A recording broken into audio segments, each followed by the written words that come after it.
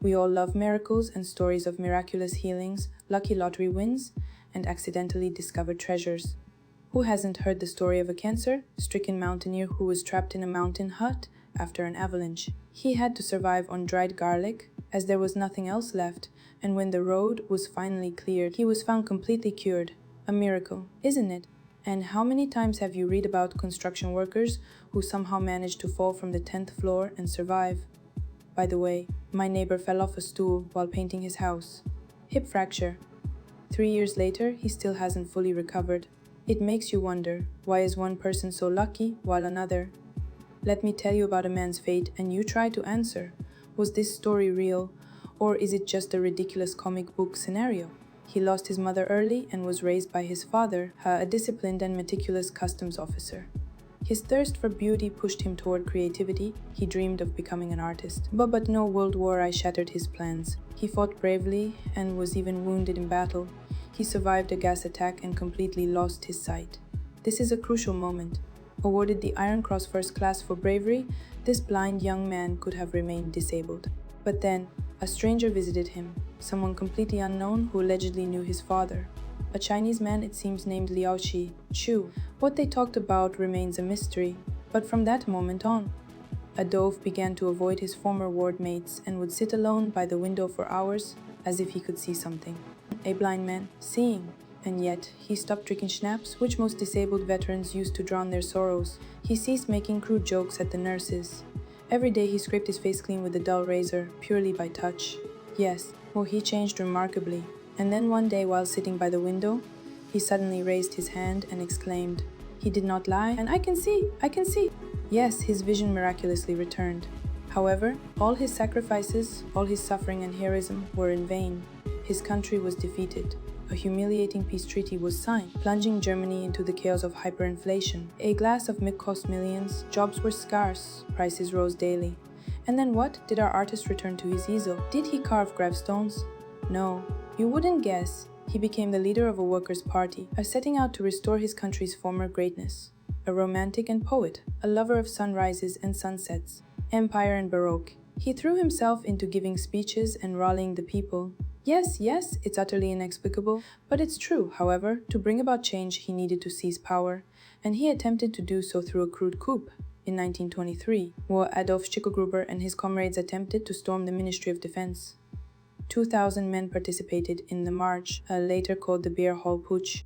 The conspirators had received solemn assurances from influential officials that everything would go smoothly. They would be supported, or at least there would be no resistance. Yet the officials lied. The authorities opened fire. 16 demonstrators were killed. Adolf Hitler was wounded and sentenced to 5 years in prison, but served only 9 months. Surprise. It must be acknowledged that Adolf Hitler's drive to restore Germany was supported by the majority of Germans, and the fact that he had survived 2 near-death experiences on the battlefield and during the Munich massacre gave him the aura of a heroic martyr. His popularity grew and powerful people backed him. It is said that he took public speaking lessons from real actors. Now he understood that politics required immense patience and years of effort. But among ordinary Germans at the time, there were prophets who foresaw the great disasters this passionate and peculiar man would bring upon Germany. In 9 years, he became a prominent figure. His party was racing toward power. Hitler gave fiery speeches, igniting hatred against his enemies in the hearts of the people. And then, in 1932, a train carrying him on a campaign tour was shot at. And when Hitler finally seized power in 1933, a relentless series of assassination attempts began. The Chancellor, who called for the destruction of Jews and communists, seemed a worthy target to many. Historians count 16 assassination attempts on the party leader, as the Workers' Party quickly transformed into the National Socialist Party. However, all these attempts failed. There were plans to poison Hitler with a bouquet of toxic flowers, a pen with a micro-bomb inside. A theologian named Wolf planned to shoot Hitler during a parade in Munich in 1938, but the enthusiastic crowd blocked his line of sight, preventing the shot. Later, the seminarian was arrested on a train, though he never fired, he was executed. Fine, but where's the miracle? You ask. All leaders endure hardships. Reagan was shot, Brezhnev's motorcade was attacked, injuring cosmonauts. An attempt was made on Trump. Where's the mysticism in this? Let's look at the facts. Germany was in turmoil. Other Jews were being expelled and sent to camps. 1939, Hitler achieved victory by annexing Austria. Germany was rising from its knees, building up its military power.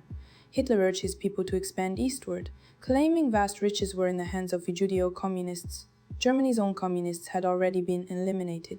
And so, in 1939, in the same Munich beer hall where the beer hall putsch had been planned, Hitler was scheduled to deliver a speech to his comrades, a 15th anniversary event, but no one knew that a simple carpenter, or Georg Elser, yes, a carpenter, had been sneaking into the beer hall for weeks, preparing a deadly trap for Hitler, and he belonged to no organization or party, but he was a true rock, a man worthy of novels and films. The advantage of a lone assassin is that he controls everything himself, no weak links. No chatterboxes, no doubters, no frightened wives, no one. Everything depends on one man, and if he knows his craft. For a month, Georg chiseled a hollow space in a column for his homemade bomb. No one noticed his preparations, though chiseling stone is no easy task. An old carpenter demolitionist installed the bomb 3 days before the event. A timer allowed him to safely flee to Switzerland and await the explosion 144 hours later. Even today, such a mechanism is impressive. According to his calculations, 2 kilograms of explosives would surely kill the speaker standing 3 meters from the bomb and his entourage. All the ticking was muffled by a membrane. All he had to do was wait for the result. And then the bomb exploded. 8 people died. Not only the column collapsed, but also the ceiling. 60 people were wounded or maimed. But Hitler had finished his speech 12 minutes early and had already left the building. 12 to 60. These are numbers for numerology lovers. Again, survived by chance. Fact, carpenter Georg Elser was executed in 1945, on the eve of Germany's capitulation. Let's just count how many such Elsers Adolf Hitler bypassed and miraculously dodged their traps. Having taken Poland, Hitler rode triumphantly through Warsaw, never knowing that several bombs had been placed on his route, 20 kilograms of explosives, and not a single one exploded at the right moment. Another chance, lack of experience. Tell me, how are such miracles possible? The war with the Russians, which began in 1941 after the first victorious spurt, became protracted and took more and more lives. The Wehrmacht got bogged down in this war, and every day brought Germany closer to collapse. The euphoria of victories passed, and many sober officers began to understand that the people would pay for all the crimes, for the death camps, and not the Chancellor. And the Germans themselves began to prepare assassination attempts on Hitler. Hitler's visit to Smolensk in 1943 pleased the conspirators.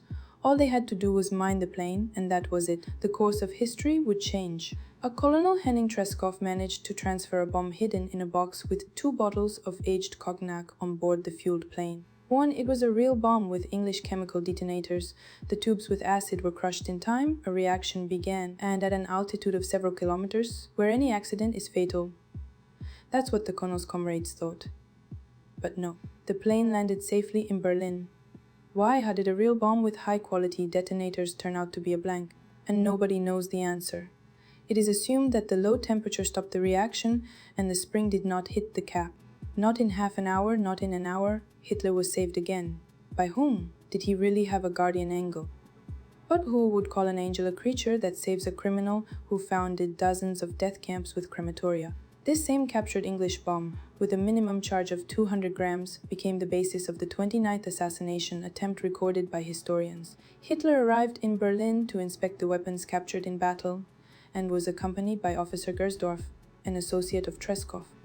It was assumed that the inspection would take half an hour. The bomb mechanism could have worked in 10 or 12 minutes. But for some reason Hitler shortened the time for inspecting the captured exhibits to 8 minutes, and Gersdorf, who heroically decided to become a suicide bomber by activating the bomb in his jacket pocket, did not live to see the explosion. As soon as Hitler left the building, he defused the detonator. Once again, a miracle or a premonition saved Hitler. Or maybe it's time to think about the fact that random miracles are not random at all. 43 years Axel Busch is ready to become a suicide bomber, but not to rely on explosives and detonators, but to simply pull the pin and detonate a grenade. To die in an embrace with the enemy. To do this, you need to get close to Hitler, who decided to visit the front and personally get acquainted with the new winter uniform supplied to the troops. Axel Busch was that very mannequin who was obliged to demonstrate the uniform. And what happened? The train with the uniform was bombed and Hitler's visit did not take place. In 1944, Colonel Klaus von Stauffenberg, a hero who lost an eye and his right arm in the war, Anna personally visits Hitler's headquarters and carries a briefcase with a bomb into a concrete bunker. But instead of 2-kilogram blocks of explosives, he manages to put them in his briefcase and activate the cap of only 1 block. An orderly knocks on the door. Haste causes a mistake. The second part of the bomb remains in the office. And yet, this briefcase with the bomb finds its target. It is lowered to the floor by a one-armed officer, which does not arouse any suspicion among the generals standing next to Hitler at the table with the map. A few minutes later, the colonel comes out of the bunker. He waits for the explosion, and when it thunders, he calls the conspirators, because someone must intercept the levers of power in Berlin. That's it. Now Hitler is certainly finished. But again, we cannot explain how and why Hitler survived. Yes, we can attribute everything to the massive table, to the fact that someone's back or figure covered the Führer, to the fact that the shock wave went into the void, knocking out the windows in the upper part of the bunker. But all this is an attempt to explain the inexplicable. But what if we acknowledge the facts? 4 people were killed, many were wounded. Why not the one the charge was intended for? Why? The last attempt to destroy Hitler can be considered Speer's assassination, April 1945. The Russians are already in Germany and advancing on Berlin, but the Führer continues to hope for a miracle, for a weapon of vengeance, an atomic bomb, for the harsh nature of the Aryans, sending teenagers and old men into battle. Hitler's order is short: destroy everything, down to the very last building. Instead of Germany, the enemies will get scorched earth. And this murderous order outraged Speer. He prepared several cylinders of poisonous gas to pump it into the bunker's ventilation. However, he never dared to do it. Why? Here is a new mystery. There is evidence from Speer that on April 23, during a visit to headquarters, Hitler looked strange and was not like himself. Moreover, he even asked Speer who he was. What as if he did not recognize his comrade? Maybe this is the point. Why would Speer risk himself and arrange an assassination attempt on some double? Yes, this is a separate story. We will not go into it. It is important to note that Hitler managed to survive again. Historians have long unearthed traces of the great Führer in Argentina, in Juan Perón, a ruler who dreamed of great achievements and glory. This dictator communicated with Mussolini, who tried to create an atomic bomb, for which he invited German scientists to Argentina who had fled from defeated Germany. In short, there are many interesting facts. And if we talk about Hitler, and the former chancellor successfully ended his life far from world politics and has long been resting in an Argentine cemetery. What does he care about the fairy tales of our official history? And in conclusion, with the same question, what do you think about happy accidents and the incomprehensible luck of the Führer? Who saved him? After all, no mathematical theory can explain such coincidences and miracles. Yes, there is a theory that the murdered Hitler was replaced by a double, and this clown was controlled by Martin Bormann. For a year or two, this scheme is quite simple and explains a lot. But it is difficult to believe, because such monsters as Himmler and Göring fought for power. Why should they put up with some double, Bormann's toy? Rather, Hitler was a servant of the devil, and the Dark Lord looked after his faithful baron. And maybe it was in the hospital that Adolf Schickelgruber signed the contract, selling his soul to the Prince of Darkness, and the mighty ruler fulfilled the terms of the contract. He returned the hero's sight, helped him rise to the top of power, and saved people from revenge. Remembering the strange Chinese man, who is he, and how did Hitler restore his sight? Yes, what it sounds like nonsense, but if we assume such a strange connection, everything falls into place. Hitler's craving for astrology, when mysticism metaphysics becomes understandable. It becomes clear what he was looking for in the mountains of Tibet, sending expeditions to the Dalai Lama, and the first jet planes and von Braun's rockets. These are not myths, this is a breakthrough in science. And the Wehrmacht scientists almost assembled the bomb. They were a little late. So why not assume the obvious, Hitler's connection with a representative of the higher mind? God or the devil, call it what you want. Otherwise, where did the artist from Austria get this belief in the power of the other world? In the midst of the war, he spends huge amounts of money on the mysterious ANRB, on submarine expeditions to Antarctica. Why? How to explain all this? Agree, such a connection puts everything in its place. And the last salvation of the swordsman of the Prince of Darkness, among other things, after all, there was a trial. Several leaders were executed in Nuremberg, and hundreds of executioners were executed without any pomp. And you must admit, if some major, the head of a camp, who destroyed thousands of prisoners, deserves to be executed. And then how many times should the instigator and organizer of all these crimes be executed?